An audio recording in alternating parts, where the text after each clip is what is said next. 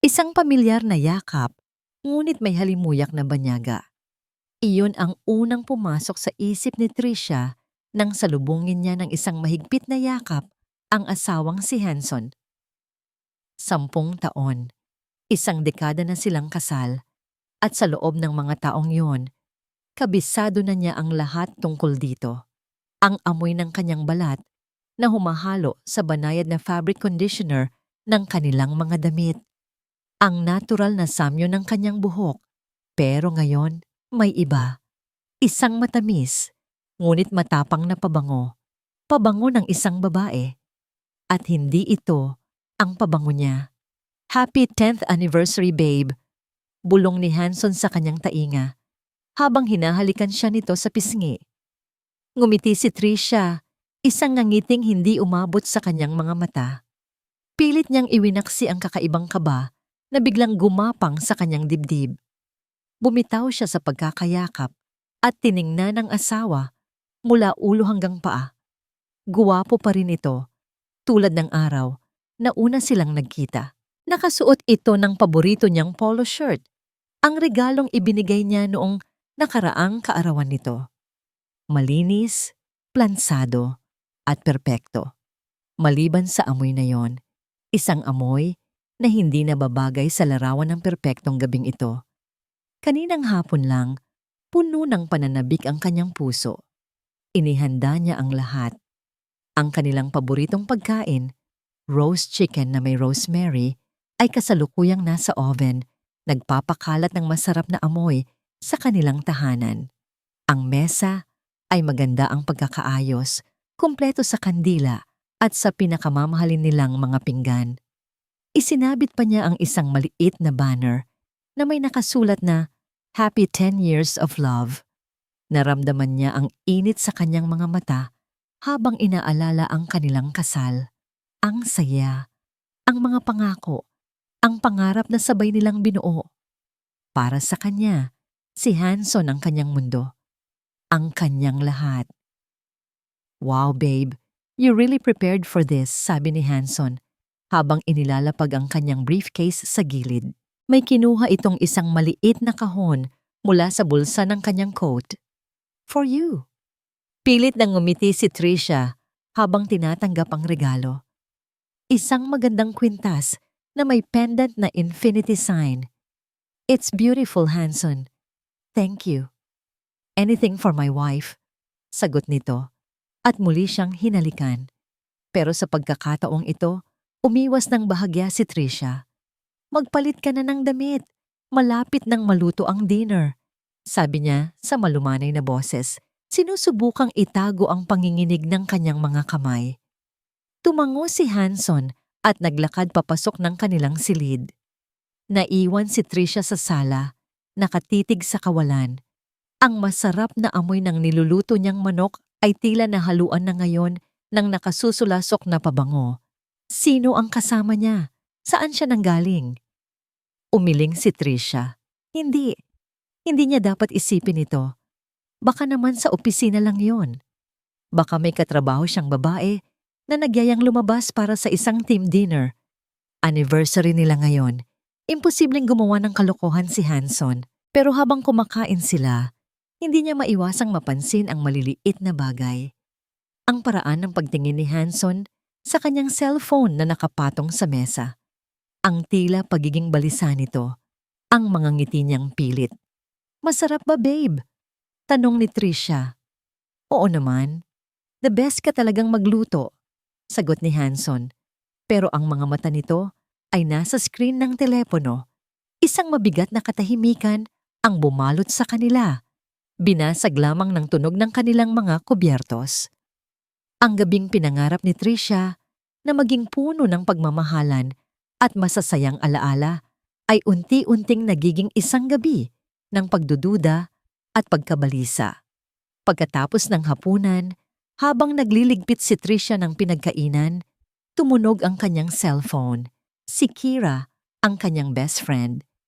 Hello, bestie. Happy anniversary sa inyo ni Sir Hanson. Masayang bati nito sa kabilang linya. Salamat, Kira.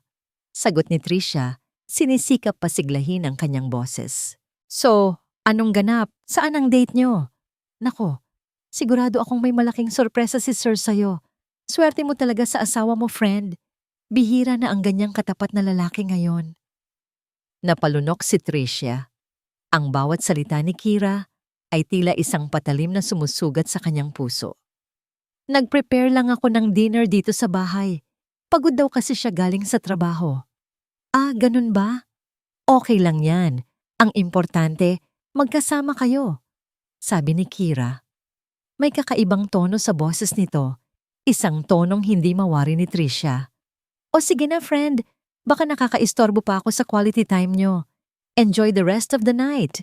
Love you. Love you too. Mahinang sagot ni Tricia bago ibinaba ang tawag. Maya-maya pa lumabas si Hanson mula sa banyo, bagong ligo at nakasuot na ng pantulog. Ngumiti ito sa kanya. Tara na babe, let's call it a night. Sumunod si Tricia papasok sa kanilang kwarto, dala-dala ang isang mabigat na damdamin. Humiga siya sa kama at tumalikod kay Hanson, nagkukunwaring inaantok na. Naramdaman niya ang paghalik nito sa kanyang likod. Good night babe, I love you, bulong nito. Hindi sumagot si Tricia. Pinakiramdaman niya ang paghina ng paghinga ng kanyang asawa hanggang sa ito ay tuluyan ng nakatulog. Sa dilim, tanging ang mga luha na nag-uunahan sa pagpatak mula sa kanyang mga mata ang kanyang naging karamay. Biglang umilaw ang screen ng kanyang cellphone. Isang text message mula kay Kira.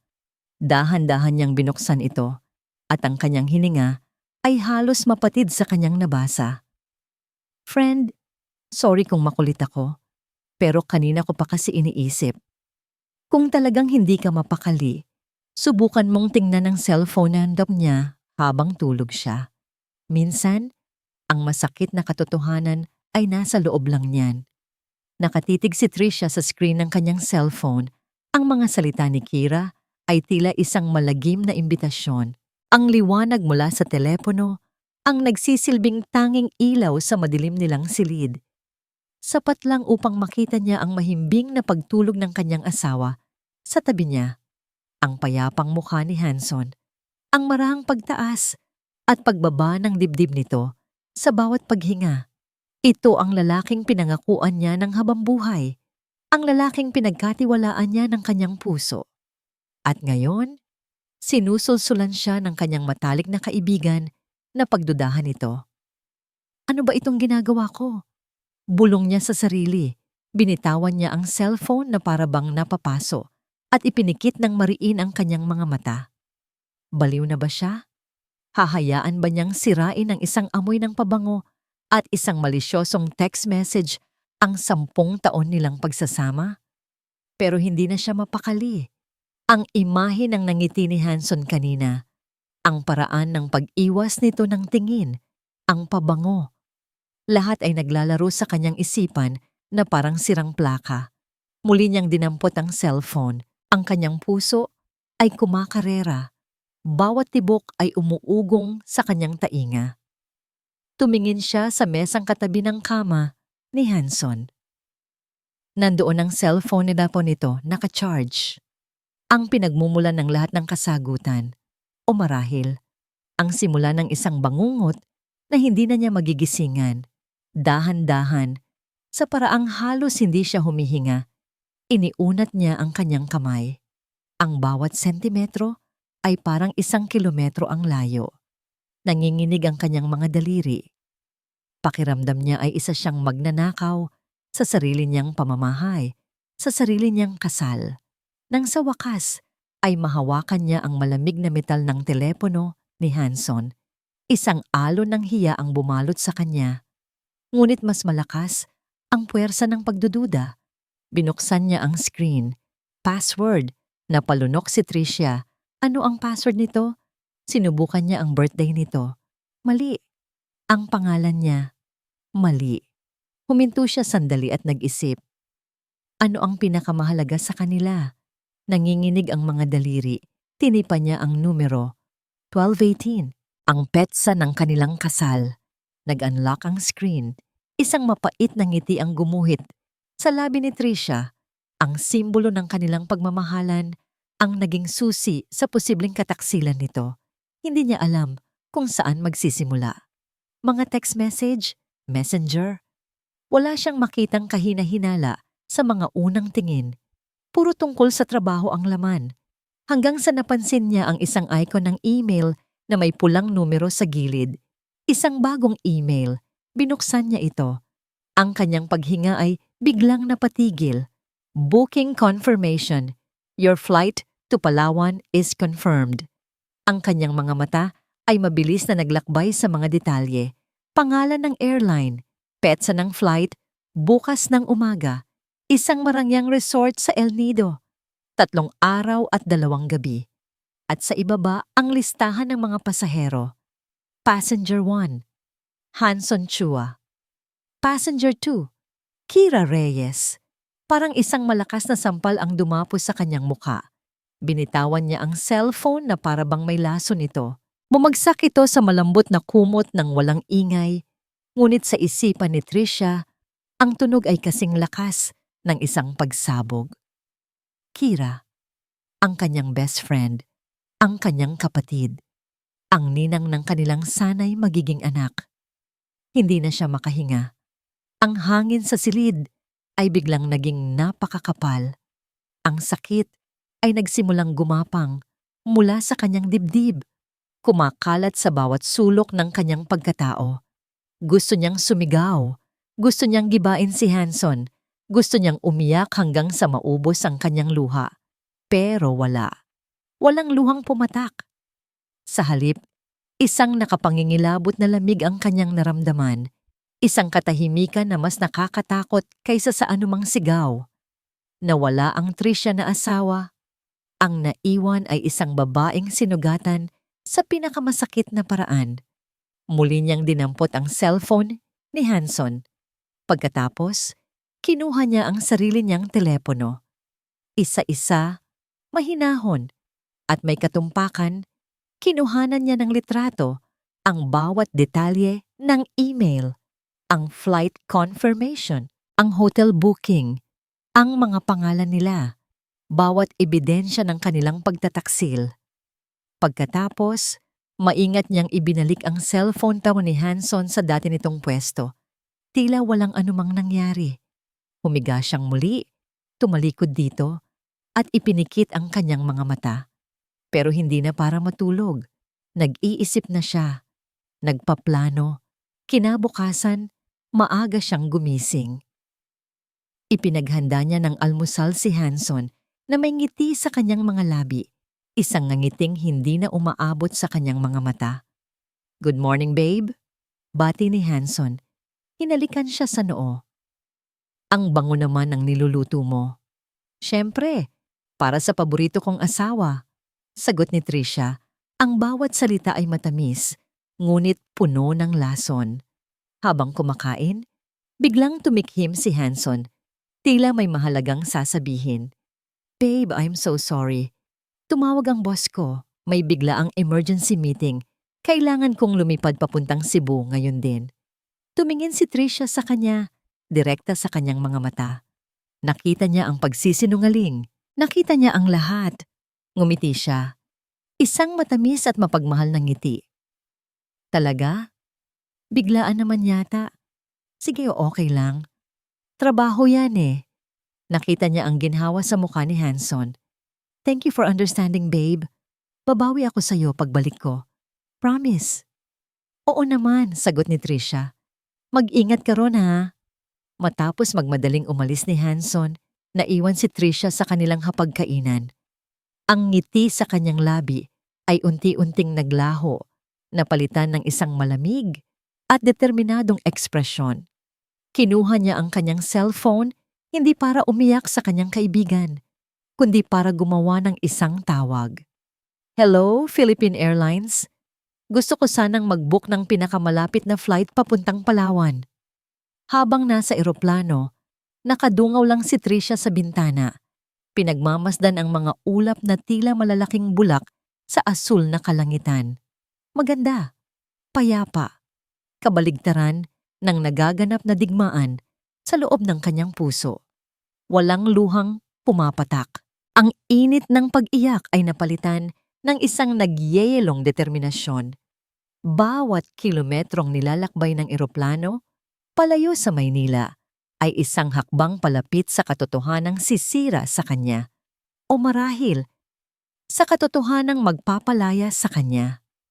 Paglapag na paglapag sa Palawan, ang mainit na hangin ay tila isang sampal sa kanyang mukha. Sumakay siya ng taxi papunta sa resort na nakasaad sa booking confirmation. Isang lugar na dati ay pinapangarap niyang puntahan kasama si Hanson para sa kanilang anibersaryo. Ngayon, pupuntahan niya ito bilang isang berdugo. Ang labi ng resort ay marangya. Matataas ang kisame, kumikinang ang sahig, at may malaking chandelier sa gitna. Ngunit para kay Tricia, ang lahat ng ganda sa paligid ay isang insulto. Naglakad siya ng diretso sa front desk, ang kanyang tindig ay matatag. "Good afternoon, ma'am. How can I help you?" Nakangiting bati ng babaeng receptionist. "I need to know the room number of Hanson Chua." Diretsang sabi ni Tricia. Ang kanyang boses ay walang emosyon. Nawala ang nanana ang ngiti ng receptionist. "I'm sorry, ma'am, but our guest information is confidential. Hindi po kami pwedeng magbigay ng ganyang detalye. Asawa niya ako." Giit ni Tricia. "This is an emergency." "I understand, ma'am, but it's our hotel policy." "Tricia?" Isang pamilyar na boses ang tumawag sa kanyang pangalan mula sa likuran. Isang boses na dati ay nagbibigay sa kanya ng kapanatagan, ngunit ngayon ay nagdudulot ng matinding kilabot. Dahan-dahan siyang lumingon, at doon nakatayo si Kira, ang kanyang best friend. Nakasuot ito ng isang magandang summer dress, may dalang mamahaling bag, at may isang nangiti sa labi. Isang ngiti ng pagkukunwari. "Bestie, anong ginagawa mo dito?" Tanong ni Kira. Lumapit ito at niyakap siya. Naramdaman ni Tricia ang pabango nito. Ang parehong pabango na naamoy niya sa damit ni Hanson kagabi. Hindi kumibo si Tricia. Hinayaan lang niya itong yakapin siya. "Naku friend, nag-alala ako, kaya sinundan ko siya." Tuloy-tuloy na sabi ni Kira.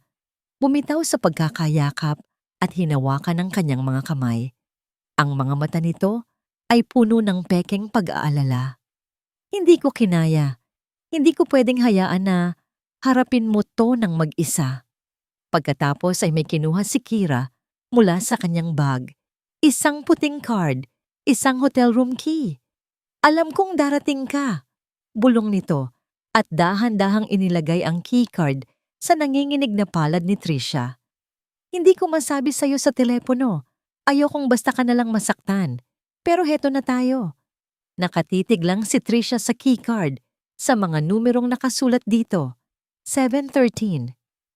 Nasa pool siya kanina, pero umakyat na yata. Dagdag pa ni Kira, ang kanyang boses ay tila isang ahas na gumagapang sa tainga ni Tricia. Hindi pa rin nagsalita si Tricia. Kinuha niya ang susi at walang lingon-likod na naglakad patungo sa elevator. Iniwan si Kira sa lobby na may isang nangiting tagumpay na unti-unting lumabas sa mga labi nito. Ang bawat hakbang ni Tricia sa pasilyo ng ikapitong palapag ay parang isang mabagal na paglalakbay patungo sa kanyang kamatayan. Bawat tapak niya sa malambot na carpet ay mabigat. Huminto siya sa tapat ng pinto. Kwarto 713, ilang segundo siyang nakatayo roon. Hawak ang susi na nagsisilbing hatol sa kanyang 10 taong pagsasama. Huminga siya ng malalim at itinapat ang card sa sensor. Isang berdeng ilaw ang umilaw kasabay ng isang mahinang pag-click. Binuksan niya ang pinto. Ang una niyang nakita ay si Hanson. Kalalabas lang nito ng banyo, nakatapis lamang ng puting tuwalya sa baywang at basa pa ang buhok. Ang mukha nito ay nagulat, nanlalaki ang mga mata at nabitawan ang hawak nitong bote ng tubig. Ngunit hindi lang si Hanson ang nandoon. Ang kanyang mga mata ay dumapo sa kama. Ang kama na magulo. At sa ibabaw ng puting kumot, tila isang bandila ng kataksilan, ay isang kulay pulang seda na nightgown. Isang nightgown na alam niyang hindi sa kanya. Tricia! Nabasag ang boses ni Hanson. Anong ginagawa mo dito? Sa likod ni Hanson, lumitaw si Kira, na ngayon ay nakangisi na. Isang ngising walang bahid ng pagsisisi. Naglakad ito palapit kay Hanson at ipinulupot ang braso sa baywang nito. Tinitingnan si Tricia na parabang siya ang kontrabida sa eksena. Hindi sila nagsorry. Hindi sila nagpakita ng hiya. Ang nakita lang ni Tricia ay 2 taong hayagang ipinapakita ang kanilang kasalanan. Inaasahan nilang sisigaw siya. Inaasahan nilang magwawala siya. Inaasahan nilang iiyak siya. Pero tiningnan lang sila ni Tricia. Isang malamig, walang emosyon na tingin. Mula kay Hanson, papunta kay Kira at pabalik. Pagkatapos, isang bahagyang nangiti ang sumilay sa kanyang mga labi. Isang nangiting nakapangingilabot. Magsaya kayo, mahinahon niyang sabi. At sa huling pagkakataon, tinalikuran niya ang lalaking minahal niya at ang babaeng tinuring niyang kapatid. Dahan-dahan siyang naglakad palabas, isinara ang pinto ng walang ingay at iniwan silang 2 na tulala, naguguluhan at marahil sa kauna-unahang pagkakataon ay nakaramdam ng takot sa nakakakilabot na katahimikan ni Trish. Ang paglipad, pabalik ng Maynila ay mas tahimik kaysa sa pagpunta. Hindi na nakadungaw si Tricia sa bintana. Sa halip, ang tingin niya ay diretso sa unahan. Ang kanyang mga mata ay blanko, ngunit may apoy na nagsisimulang mag-alab sa loob. Ang bagyo ng emosyon sa kanyang dibdib ay humupa na, at ang naiwan ay isang nakapangingilabot na katahimikan. Hindi siya umuwi. Pag-alis pa lang ng taxi mula sa airport, ibang address na ang kanyang ibinigay. Isang mataas na gusaling gawa sa salamin at bakal sa puso ng Makati. Ang opisina ng isa sa mga pinakakilalang law firm sa bansa. Pumasok siya sa malamig na lobby, isang malaking kaibahan sa nakakapasong kahihiyan na naramdaman niya sa Palawan. Ang lahat sa lugar na yon ay sumisigaw ng kapangyarihan at kaayusan. Mula sa makintab na sahig hanggang sa mga empleyadong nakauniporme na mabilis na kumikilos. May appointment po ako kay Attorney David Serrano. Sabi niya sa receptionist, ang kanyang boses ay patag at walang bahid ng panginginig. David Serrano. Ang pangalang nahanap niya matapos ang isang oras na masusing paghahanap sa internet habang nasa airport. Isang batang abogado na may kahangahangang listahan ng mga naipanalong kaso. Ang kanyang espesyalidad, family law at mga komplikadong civil case. Dinala siya sa isang corner office na may malalaking bintanang salamin kung saan tanaw ang buong syudad. Isang lalaki ang tumayo mula sa likod ng malaking mahogany desk para salubungin siya. Matangkad ito, suot ang isang mamahaling suit at may mga matang kalmado at matalino. Ma'am Chua, I'm David Serrano. Please have a seat. Umupo si Tricia. Maingat na inilapag ang kanyang bag sa tabi. Walang paligoy-ligoy, walang luha. Kinuha niya ang kanyang cellphone, binuksan ang photo gallery, at inilapag ito sa mesa, nakaharap sa abogado. Ito ang asawa ko, si Hanson Chua. Simula niya, ang kanyang boses ay malamig at tila naguulat lang. At ito si Kira Reyes, ang matalik kong kaibigan. Tiningnan ni David ang mga litratong kinunan ni Tricia mula sa cellphone ni Hanson. Ang flight confirmation, ang hotel booking. Tahimik niyang sinuri ang mga ito. Ang kanyang mukha ay walang ipinapakitang emosyon maliban sa matinding focus. Ikinuwento ni Tricia ang lahat sa maikling paraan, walang halong drama. Ang pabango. Ang text ni Kira, ang pagpunta niya sa Palawan. Ang eksena sa kwarto 713. Habang siya'y nagsasalita, si David ay tango lang ng tango. Paminsan-minsan ay may isinusulat sa kanyang legal pad. Namangha siya sa kahinahunan ng babaeng nasa harapan niya.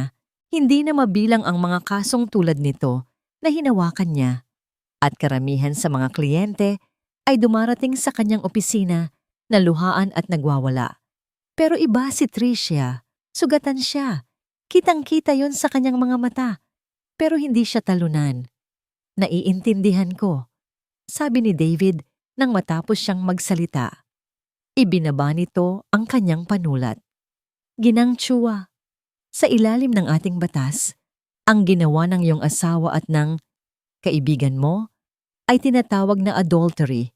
Isa itong krimen. Kung mapapatunayan natin, maaari silang makulong. Gusto ko silang kasuhan. Mabilis na sagot ni Tricia. Gusto kong pagbayaran nila ang lahat. Gagawin na natin yan. Mahinahong tugon ni David, pero kailangan nating gawin ito sa matalinong paraan. Ang pagiging emosyonal, ang pinakamalaking pagkakamali sa mga ganitong sitwasyon. Aasahan nilang magagalit ka. Aasahan nilang magkakamali ka. Hindi natin ibibigay sa kanila yon. Tumayo ito at lumapit sa bintana. Pinagmasdan ang syudad sa ibaba. Ang unang hakbang ay ang mangalap pa ng mas matibay na ebidensya. Magandang panimula na ang mga litratong ito. Pero, kailangan pa natin ng mas marami. Mga financial record, testimonya ng mga saksi, kahit ano na magpapatibay sa ating kaso. Pagkatapos ay humarap itong muli sa kanya at sa mga mata nito ay may biglaang pagdama. Nakita ko na ang ganitong sakit sa mga mata ng sarili kong ina. Mahina ang pagkakasabi niya noon. Alam ko ang pakiramdam ng kawalang kapangyarihan, pero hindi kawalang kapangyarihan, Ginang Chua. Bumalik ito sa kanyang silya at umupo, humarap sa kanya. May dalawa kang pagpipilian. Una, harapin mo siya ngayon, gumawa ng iskandalo, at mauwi sa isang magulong hiwalayan. O pangalawa, huminto ito sandali at tinitigan siya ng diretso sa mata. Umuwi ka sa bahay ninyo, magsuot ng maskara, at gampanan ng papel ng isang walang alam na asawa, habang tahimik nating binubuo ang isang kasong hindi nila matatalo at kukunin ang lahat mula sa kanila, Lasa. Tinitigan ni Tricia si David. Sa unang pagkakataon mula kagabi, nakaramdam siya ng isang kislap ng pag-asa. Hindi siya nag-iisa sa laban na ito. Huminga siya ng malalim. Pinipili ko ang pangalawang opsyon. Isang maliit na ngiti ng respeto ang gumuhit sa mukha ni David. Inilahad nito ang kanyang kamay sa ibabaw ng mesa. Mula ngayon, hindi ka na isang asawang pinagtaksilan. Inabot ni Tricia ang kanyang kamay. Ang pagkakahawak ni David ay matatag at mapagkakatiwalaan.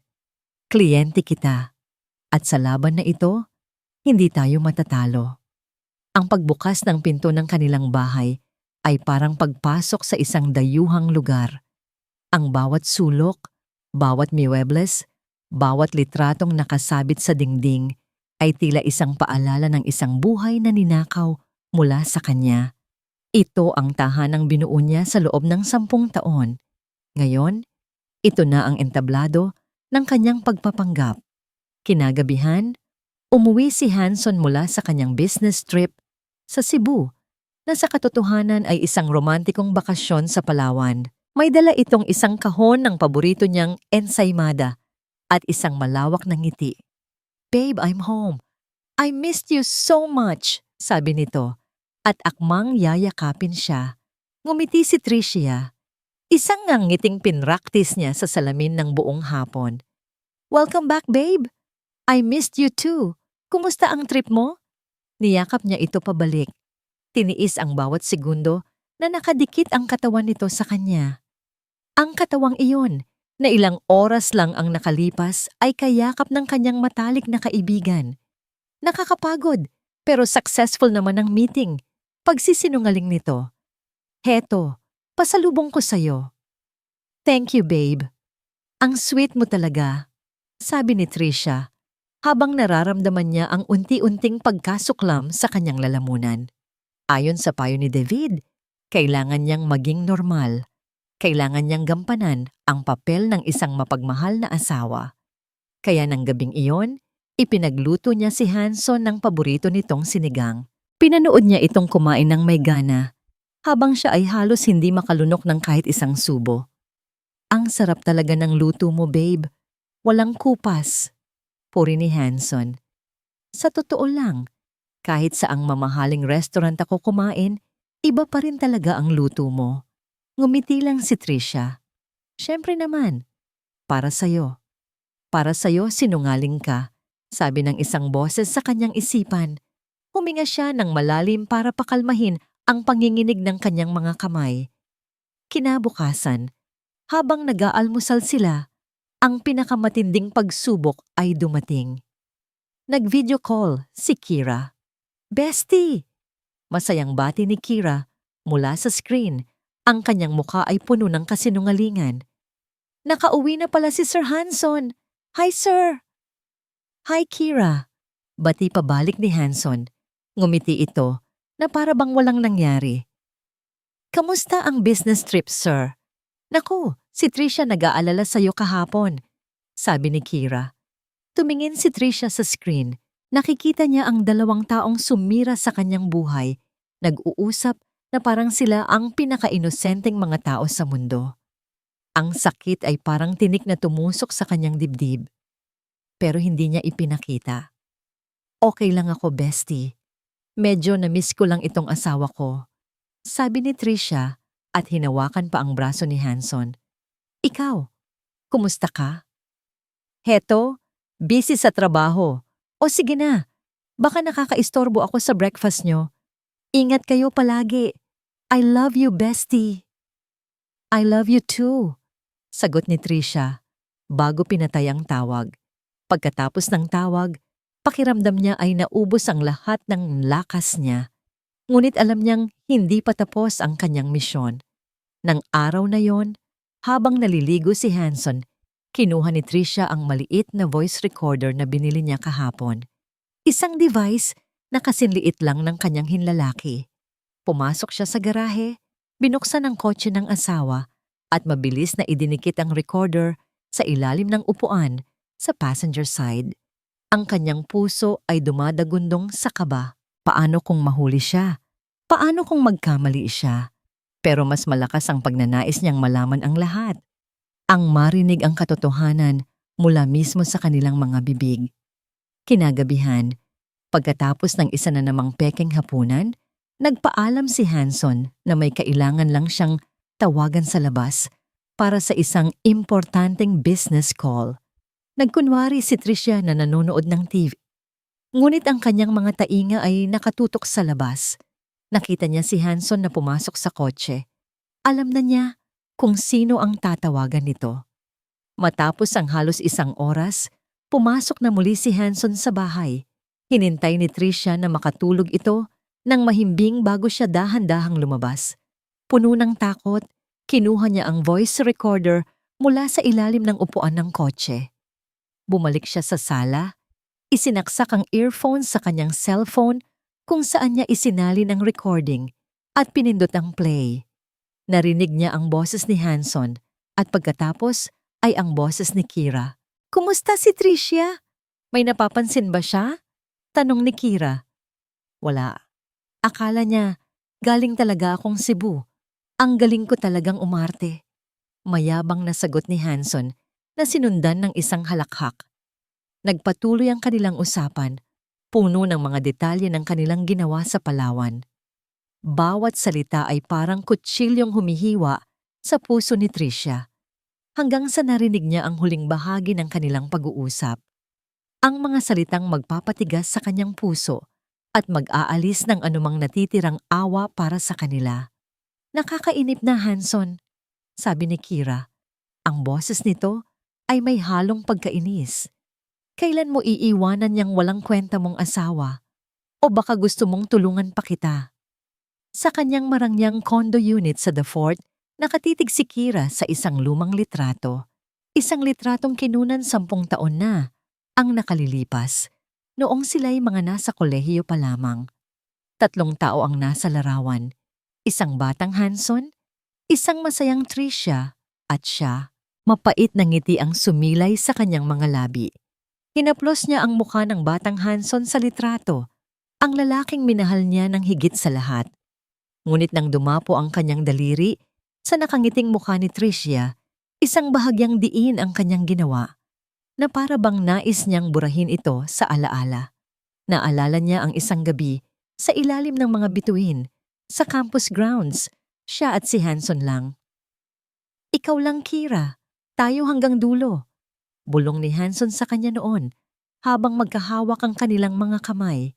Naniwala siya. Umasa siya.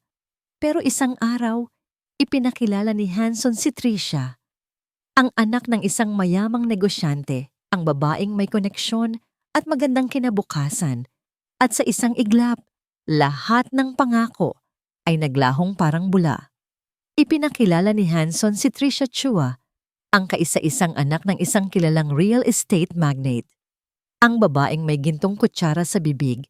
Ang babaeng kayang ibigay kay Hanson ang kinabukasang hindi maibibigay ni Kira.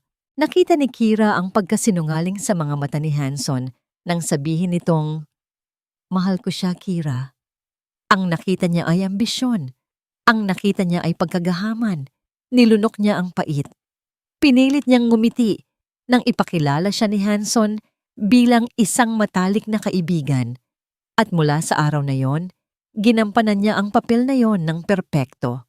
Naging best friend siya ni Tricia. Naging konfidante. Naging kapatid. Inalagaan niya ang kanilang relasyon na parang isang hardinerong nag-aalaga ng isang makamandag na halaman. Naghihintay sa tamang panahon para mamulaklak ito ng lason. 10 taon. 10 taon siyang naghintay. 10 taon siyang nagtiis na makita ang babaeng umagaw sa kanyang pangarap na masayang namumuhay kasama ang lalaking dapat ay sa kanya. Ibinaba niya ang litrato. Para sa kanya, hindi ito pagnanakaw. Pagbawi ito. Pagbawi sa kung ano ang nararapat na sa kanya mula pa sa simula. Ngunit nauubos na ang kanyang pasensya. Ang katahimikan ni Tricia matapos ang nangyari sa Palawan ay nakakabahala. At ang kaduwagan ni Hanson ay nakakainis. Kinuha niya ang kanyang cellphone at tinawagan ito. "Ano na?" Bungad niya nang sagutin ni Hanson ang tawag. Walang hello, walang paglalambing. "Nakausap mo na ba siya?" "Kira, hindi pa. Hindi ganon kadali." Narinig niyang sagot ni Hanson.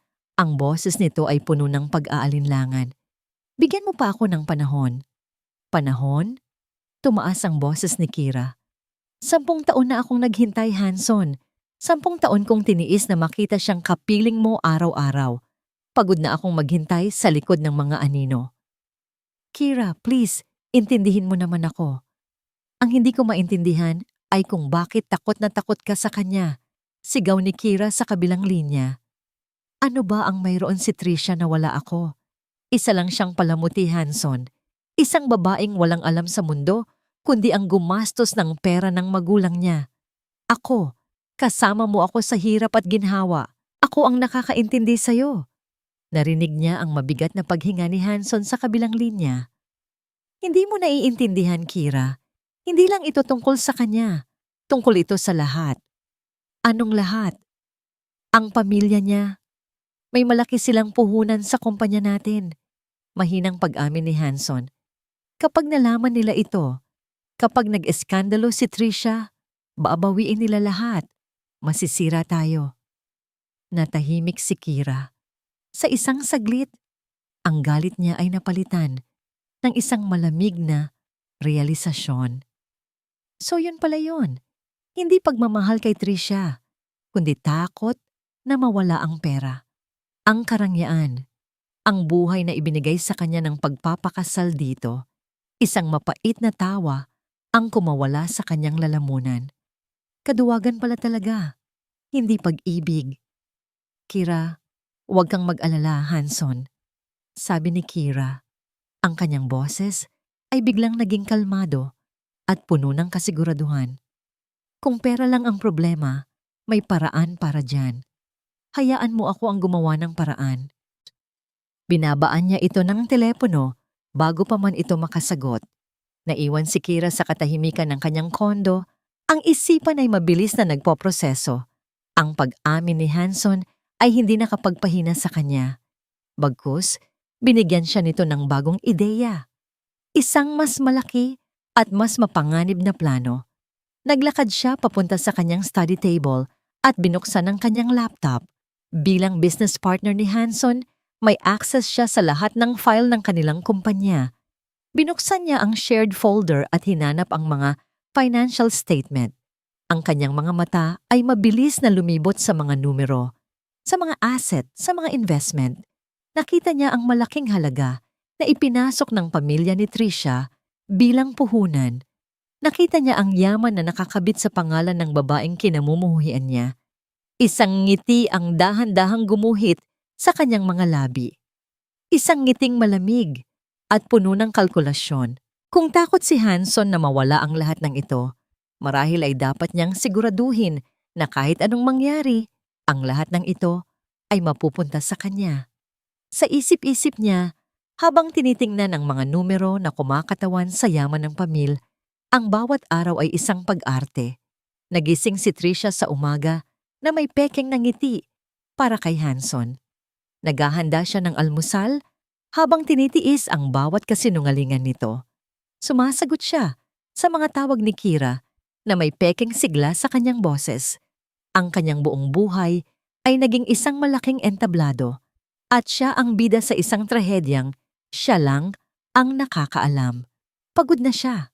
Ngunit sa tuwing nararamdaman niya ang pagod, pinakikinggan niya muli ang recording. Ang mga salita ni Kira, "Kailan mo iiwanan niyang walang kwenta mong asawa?" ay nagsisilbing gasolina sa apoy ng kanyang galit, nagbibigay sa kanya ng lakas para magpatuloy.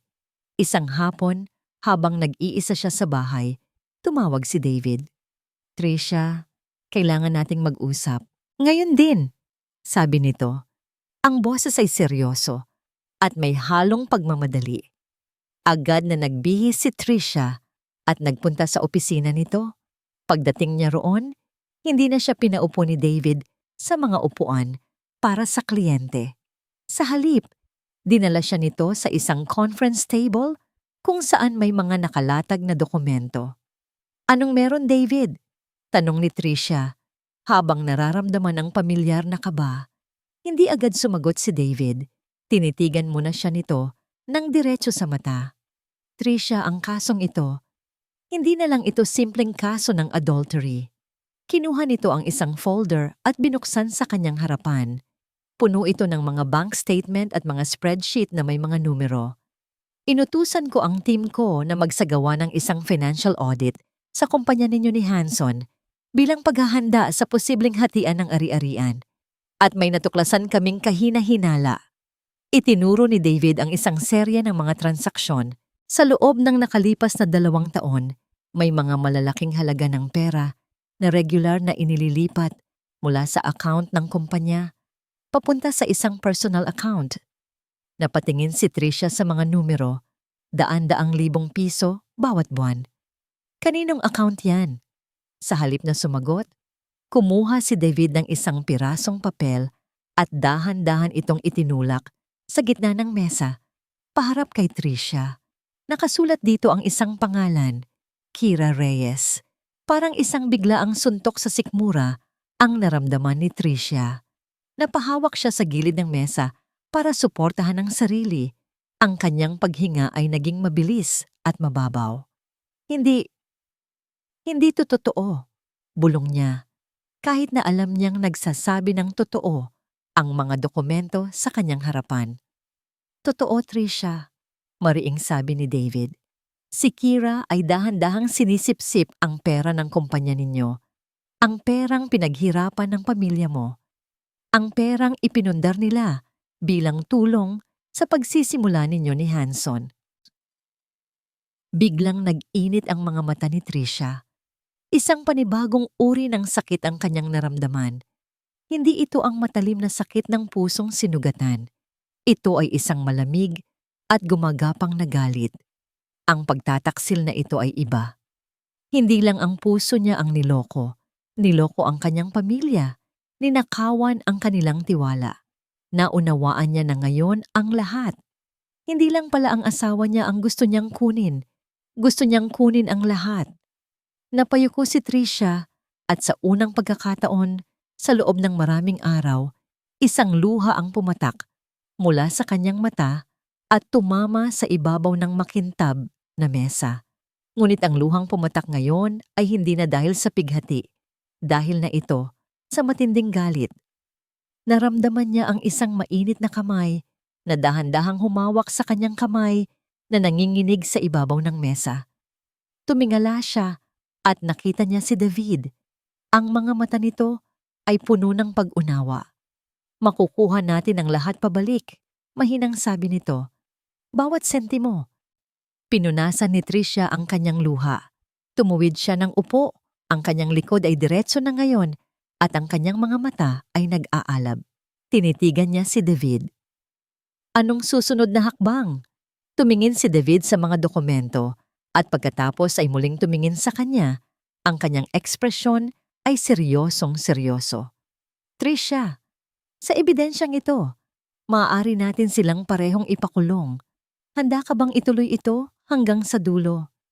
Isang linggo matapos ang pagpupulong niya kay David, isang nakakagulat na sobre ang dumating sa kanilang bahay. Hindi ito ordinaryong liham. Ito ay isang summons mula sa korte. Nanginginig ang mga kamay ni Tricia habang binubuksan ito. Ang laman, isang petition para sa annulment, inihain ni Hanson Chua. Ang dahilan? Psychological incapacity ni Tricia. Parang isang malamig na tubig ang ibinuhos sa kanya. Bumagsak siya sa sofa, hawak ang dokumento na tila isang sumpa. Hindi siya nakasigaw, hindi siya nakaiyak, namanhid lang siya. Siya? May psychological incapacity? Ang babaeng nagpakatigas-tigas para harapin ang lahat ng ito? Ang babaeng pinipilit maging malakas sa harap ng kanyang pagtataksil? Noon din, nagring ang kanyang cellphone. Si Hanson. Babe, may natanggap ka bang sulat? Tanong nito. Ang boses ay may halong pagkukunwari. Hindi sumagot si Tricia. Babe, I'm so sorry. Pinilit lang ako ng pamilya ko. Gusto na nilang tapusin ang kasal natin. Para sa future ng kumpanya. Nasisiraan ka na ba ng ulo, Hanson? Mahinang tanong ni Tricia. Ang kanyang boses ay nanginginig. Kaya mo akong idemanda para sa annulment? Kaya mong sabihing may psychological incapacity ako? Kailangan ko lang itong gawin, Tricia. Paliwanag nito. Para hindi tayo tuluyang mawalan ng lahat. Kung hindi tayo maghihiwalay sa ganoong dahilan, masisira ang reputasyon ko at pati ang kumpanya natin. Narinig niya ang boses ni Kira sa likod. Bumubulong kay Hanson. Sabihin mo na ang totoo. Wala ka namang pakialam sa kanya, di ba? At doon, nagsimulang umakyat ang lason sa kanyang lalamunan. Kaya pala, sabi ni Tricia, kaya pala nagawa mo ang lahat ng ito. Dahil takot kang mawala ng pera. Hindi mo ako minahal, Hanson. Ang minahal mo ay ang kayamanan ko.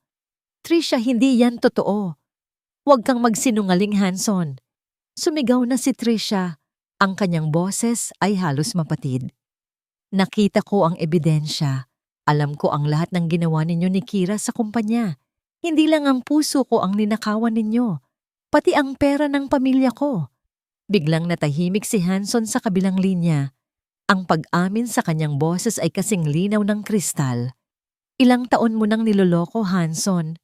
Patuloy ni Tricia, ang bawat salita ay puno ng pait. Ilang taon mo nang ginagamit ang pangalan ng pamilya ko. At si Kira, ang kaibigan ko, kasama mo sa lahat ng panloloko? Tricia, let me explain.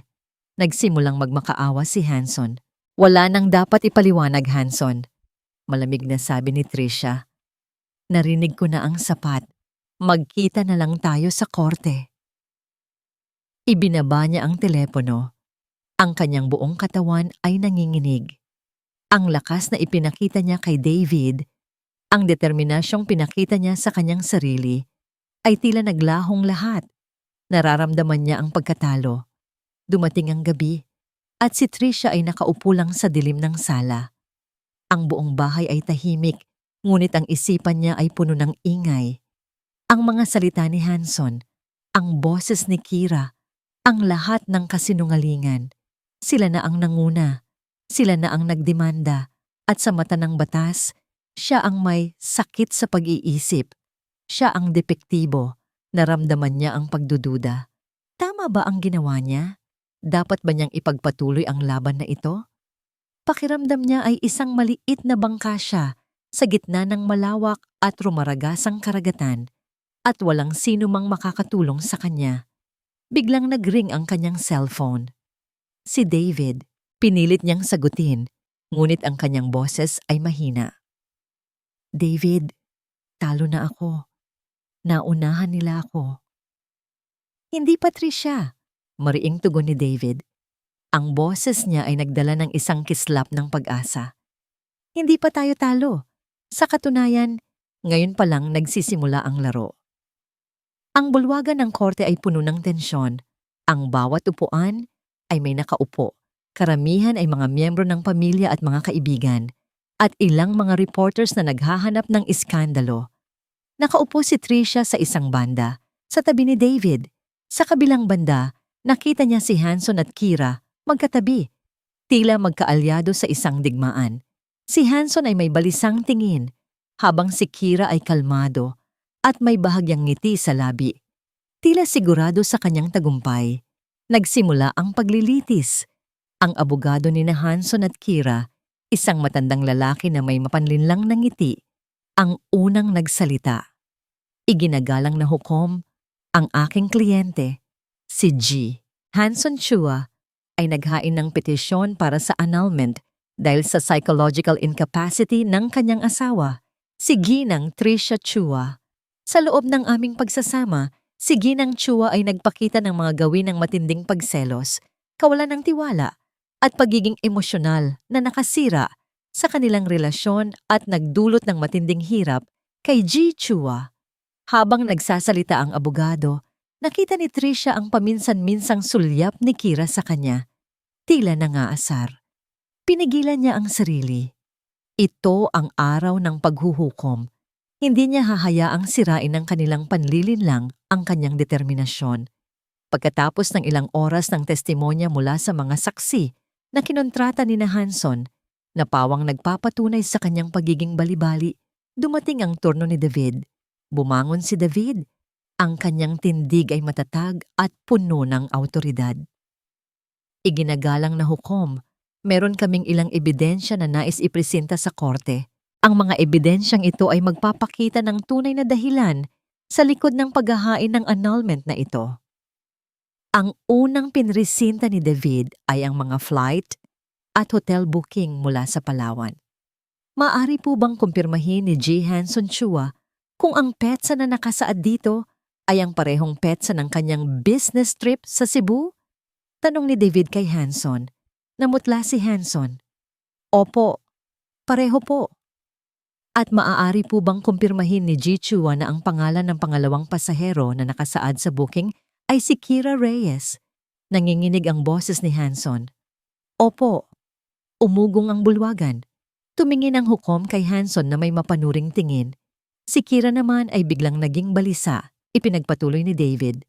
Ang ikalawang ebidensya ay isang audio recording, igagalang na hukom. Nais po naming iparinig ang bahagi nito. Narinig ni Tricia ang kanyang sarili sa recording na nagtatanong kay Hanson tungkol sa kanyang business trip. At pagkatapos ay ang boses ni Hanson at Kira na nag-uusap tungkol sa kanilang mga ginawa sa Palawan. Ang tawanan ni Hanson. Ang mga salita ni Kira. Kailan mo iiwanan niyang walang kwenta mong asawa? O baka gusto mong tulungan pa kita? Nang matapos ang recording, may ilang umungol sa pagkabigla. Tumingin ang hukom sa magkabilang panig, ang kanyang mukha ay seryoso. Ang abogado ni Hanson ay halatang hindi mapakali. Si Kira ay nakayuko na, tila gustong lamunin ng lupa. Iginagalang na hukom, malinaw na ang annulment na ito ay isang taktika lamang upang itago ang katotohanan ng adultery. Ngunit hindi lang ito ang kasalanan ng dalawang akusado, sabi ni David. Tumitingin ng diretso kay Kira. Kinunot ni Kira ang kanyang noo. Anong sinasabi niya? Bulong nito kay Hanson.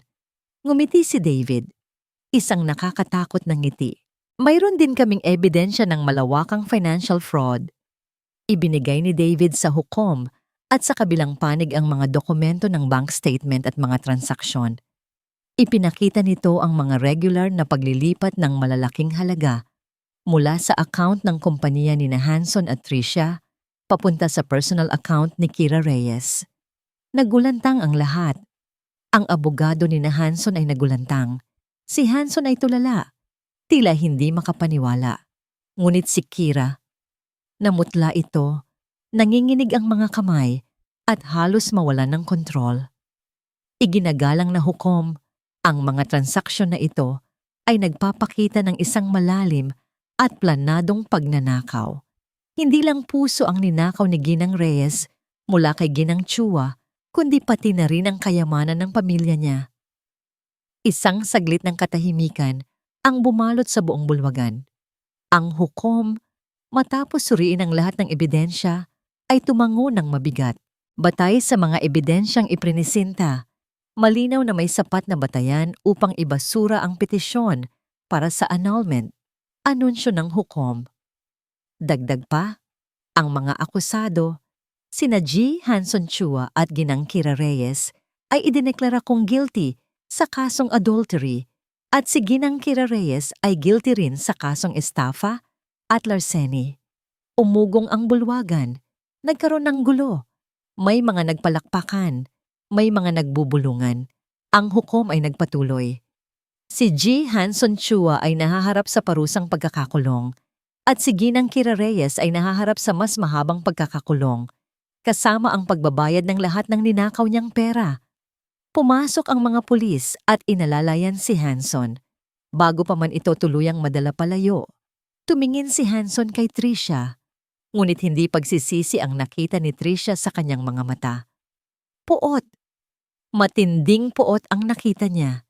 Si Kira naman ay umungol at nagsimulang sumigaw, Hindi ito totoo. Hindi ko ninakaw ang pera. Ang kumpanya namin yan. Ngunit huli na ang lahat.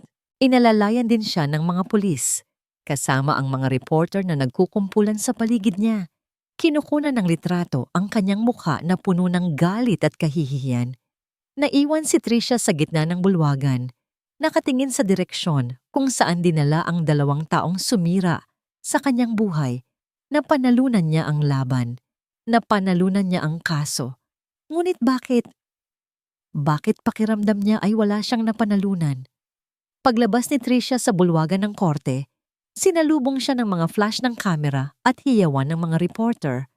Ma'am Chua, anong pakiramdam po ngayon na napanalunan ninyo ang kaso? Kumusta po ang emosyon ninyo sa hatol na ibinigay sa inyong asawa at matalik na kaibigan? Ang mga salita ay dumating sa kanya na parang isang malakas na ingay, hindi maintindihan. Nakita niya ang mukha ni Kira, nababalot ng luha at paghihiya, habang tinutulak ito ng mga pulis palayo sa mga nagkukumpulang media. Nakita rin niya ang huling sulyap ni Hanson, puno ng galit, bago ito ipasok sa isang van ng pulisya. Hindi niya inasahan ang eksenang ito. Inasahan niya na kapag dumating ang araw na ito, mararamdaman niya ang isang alon ng kagalakan, ng katarungan. Ngunit ang naramdaman niya ay wala. Isang malaking, nakakatakot na kawalan. Hinawakan ni David ang kanyang braso, dahan-dahang inakay siya palayo sa kaguluhan. Tara na, Tricia, umuwi na tayo. Nakalabas sila sa gusali at nakasakay sa kotse. Habang bumibiyahe, narinig niya ang boses ni David. Tricia, nagawa mo. Napakagaling ng paghahanda mo. Ang lakas mo. Congratulations. Hindi sumagot si Tricia. Nakatingin lang siya sa labas ng bintana, pinagmamasdan ang mga gusaling dumadaan, ang mga ngiti ng mga tao sa kalsada. Ang mundong patuloy na umiikot, habang ang kanyang mundo ay tila huminto. Pagdating sa bahay, tahimik silang pumasok. Ang kanyang bahay na ngayon ay tila napakalaki at napakalungkot. Umupo si Tricia sa sofa, habang si David ay naupo sa upuang katapat niya. Gusto mo bang magpahinga muna, Tricia? Tanong ni David. O gusto mo bang pag-usapan natin ang susunod na hakbang? Umiling si Tricia. Wala nang susunod na hakbang, David. Anong ibig mong sabihin? Tumingin si Tricia sa kanya. Ang kanyang mga mata ay puno ng pagkalito at pagkapagod. Napanalunan ko ang kaso. Nakulong sila. Nawala ang lahat sa kanila. Pero, bakit ganito? Anong ganito, Tricia? Bakit pakiramdam ko, ako pa rin ang talo? Bakit pakiramdam ko, wala pa rin akong nakuha? Wala akong naramdamang saya, David. Wala akong naramdamang paghihiganti. Wala. Puro pagod lang at kawalan. Bumuntong hininga si David. Tricia, ang paghihiganti ay bihirang magdala ng kapayapaan. Maaari itong magbigay ng panandaliang kasiyahan, ngunit sa huli, ang pagkapit sa galit ay parang pag-inom ng lason at pag-asa na ang iba ang mamamatay. Napatingin si Tricia sa mga kamay niya. Ginamit ko ang lahat ng lakas ko para sirain sila. At ngayon na nasira ko na sila, wala na akong lakas, wala na akong alam na gawin. Ibig sabihin niyan, malaya ka na, sabi ni David. Malaya ka nang humanap ng bago. Malaya ka nang bumuo ng bagong buhay. Isang buhay na hindi binubuo ng galit at nakaraan. Ngunit sa mga oras na yon, pakiramdam ni Tricia, hindi siya malaya. Nakakulong siya sa loob ng sarili niyang galit. Nakakulong siya sa loob ng trauma na dulot ng pagtataksil. Ilang araw ang lumipas, ang balita tungkol sa kaso nila ay nasa lahat ng dako. Ang pangalan ni Tricia Chua ay kilala na ngayon bilang isang matatag na babae na lumaban para sa katarungan. Ngunit sa likod ng media hype, si Tricia ay nag-iisa sa kanyang tahanan, naglalakad sa mga silid na puno ng alaala. Gabi-gabi, hindi siya makatulog, binabangungot siya. Hindi na ang mga imahe ng pagtataksil ni Hanson at Kira, kundi ang imahe ng sarili niya na puno ng galit at puot. Isang umaga, habang nagkakape, kinuha niya ang isang dokumento mula sa kanyang bag. Ang divorce papers na inihanda ni David. Hindi niya ito pinirmahan. Hanggat hindi pa niya ito pinipirmahan, nararamdaman niyang may kapit pa siya kay Hanson. Isang maliit na bahagi ng kanyang pagkakakilanlan ay nakakabit pa rin sa lalaking ito. Tiningnan niya ang pangalan ni Hanson sa ibabaw ng papel. Hanson Chua, ang kanyang asawa, at sa ilalim nito, ang kanyang pangalan. Tricia Chua, hawak niya ang panulat. Nanginginig ang kanyang kamay. Ang pagpirma sa papel na ito ay hindi lang basta pagtatapos ng kasal. Ito ay pagtatapos ng isang kabanata ng kanyang buhay. Isang kabanata na puno ng pagmamahal, pagtataksil, at paghihiganti. Ang pagpirma ba ay magpapalaya sa kanya? O magpaparamdam lang sa kanya ng mas matinding kawalan? Dahan-dahan, sa kabila ng panginginig ng kanyang kamay, inilagay ni Tricia ang panulat sa ibabaw ng papel. Ang kanyang pangalan, Tricia Chua, ay nasa ibaba ng linyang iyon. Tiningnan niya muli ang mga salita. Kasunduan sa paghihiwalay at pag-anul ng kasal. Huminga siya ng malalim. Ang pagpirma dito ay hindi para kay Hanson, hindi para kay Kira. Ito ay para sa kanyang sarili, para palayain ang kanyang kaluluwa mula sa kadena ng nakaraan. Inilapat niya ang panulat, Tricia Reyes Chua. Hindi, ibinura niya ang Chua. Tricia Reyes. Nagsimula ang kanyang kamay na gumuhit ng mga letrang bumubuo sa kanyang orihinal na apelyido, isang apelyidong halos nakalimutan na niya. Ang kanyang apelyido bago siya naging asawa ni Hanson. Sa bawat letrang kanyang isinusulat, nararamdaman niya ang isang bigat na dahan-dahang umaalis sa kanyang balikat. Nang matapos ang kanyang pirma, itinabi niya ang panulat. Isang matinding katahimikan ang bumalot sa kanya, ngunit ngayon, hindi na ito nakakatakot. Ito ay payapa. Sa unang pagkakataon sa mahabang panahon, nakaramdam siya ng kalayaan. Ang paghihiganti ay hindi nagbigay ng kapayapaan, ngunit ang pagpapalaya sa sarili mula sa galit ay nagbigay ng isang bagong pag-asa. Lumipas ang ilang buwan. Ang mundo ay nagpatuloy at si Trisha Reyes ay nagsimula nang magpatuloy din. Ipinasa na niya ang lahat ng mga kumpidensyal na dokumento kay David. Ang proseso ng paghihiwalay ay mabilis na natapos at ang lahat ng ninakaw ni Kira ay naibalik sa kumpanya. Si Hanson ay nananatili sa bilangguan at si Kira ay nahaharap sa mahabang sentensya at matinding kahihiyan. Ang kanilang pagdurusa ay patunay ng katarungan, ngunit hindi na ito ang sentro ng buhay ni Tricia. Inayos niya ang kanyang buhay, ibinenta niya ang kanilang bahay, ang tahanang puno ng mga alaala at peke. Lumipat siya sa isang mas maliit na apartment na malapit sa isang parke, isang lugar kung saan maaari siyang magsimulang muli ng walang anino ng nakaraan.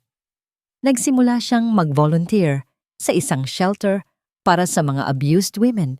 Nais niyang ibahagi ang kanyang karanasan, ang kanyang lakas, sa mga babaeng nakaranas din ng sakit. Natuklasan niya ang isang bagong layunin sa buhay, ang tumulong sa iba.